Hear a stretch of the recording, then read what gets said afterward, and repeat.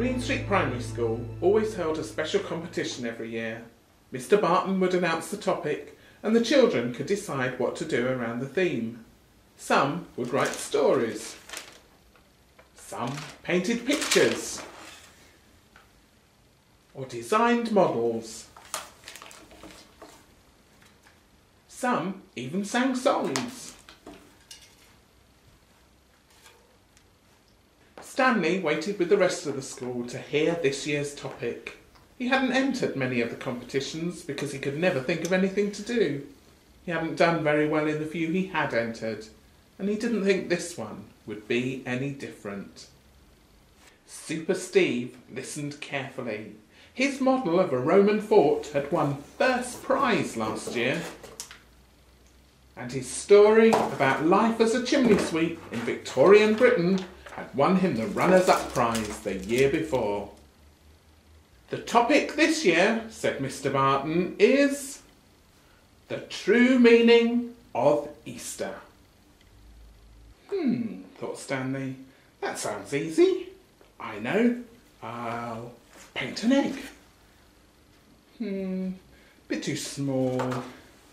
I'll paper mache over a balloon and make the biggest Easter egg in the whole wide world. Too much like hard work. I could make a chocolate bunny. Nah, too messy. An Easter bonnet. Ugh, too girly.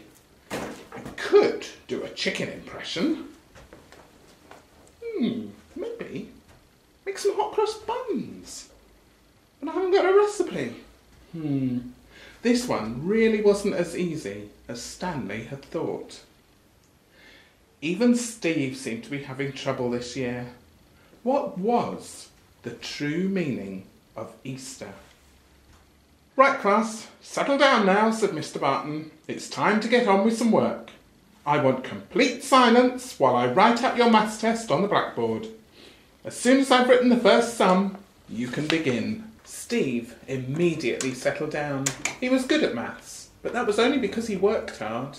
He knew he'd have to concentrate if he was going to get these sums right. Stanley wasn't very good at maths. He might have done better if he'd tried a bit harder, though. Stanley started whispering to his friend who sat next to him. I said, complete silence, said Mr. Barton. It wasn't long before Stanley was whispering again. This time he started pointing at Steve and making his friends laugh by copying him behind his back. Stanley knew he was being unkind, but he did it anyway, just to make his friends laugh. Mr. Barton turned to face the class. Anyone I see messing about will stay in at lunchtime every day this week, and I'll be sending a letter home to your parents. Steve worked even harder. His mum and dad would ground him for a month if he got into trouble. Stanley picked up his test paper. He sighed and screwed it up. He'd better start all over again, he thought. And it was then he had the idea. Stanley picked up his ruler. Stanley threw the screwed up paper a couple of times to get a feel of its weight.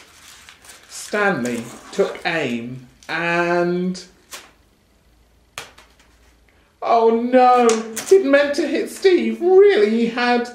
But instead, he'd hit Mr. Barton. Who is responsible for this? Roared Mr. Barton. Steve looked up, wondering what all the fuss was about. Stanley looked down, pretending not to know what all the fuss was about. If no one owns up, I shall keep the whole class in, and no one will be allowed to enter the competition. Who wants to enter his silly competition anyway? Muttered Stanley. Mr. Barton was waiting. Steve looked around and then stood slowly up. Sorry, sir, said Steve. It was me. You, Steve? Said Mr. Barton. I'm very disappointed in you, I must say. When the others go out to play, you will stay in. There'll be no competition for you this year, and your parents will be hearing from me too. When Stanley went home that day, he had a lot to think about. Why had Steve taken the blame? Why had Steve taken the punishment he deserved? And then Stanley remembered the true meaning of Easter. Mr. Barton had told them once in assembly. He said that Father God wants to be your friend, but that God had made us able to choose to do right or wrong. Stanley had chosen to disobey Mr. Barton. He'd chosen to do wrong.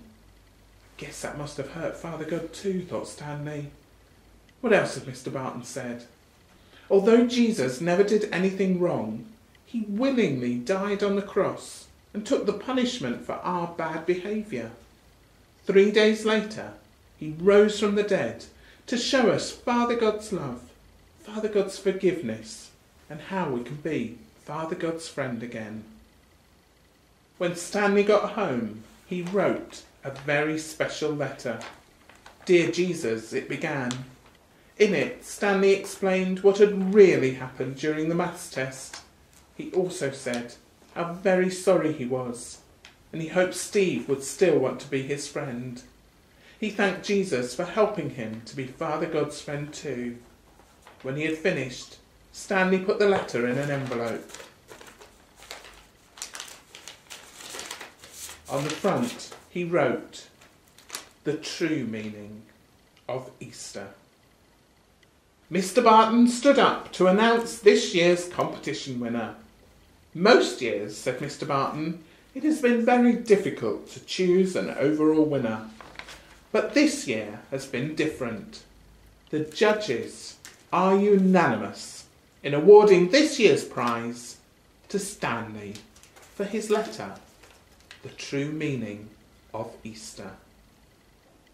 Stanley went quietly up to receive his award. He wasn't particularly proud of himself, and he hoped Steve would understand when he gave him the prize instead. After all, Steve was the one who had made it possible, and Jesus too, of course.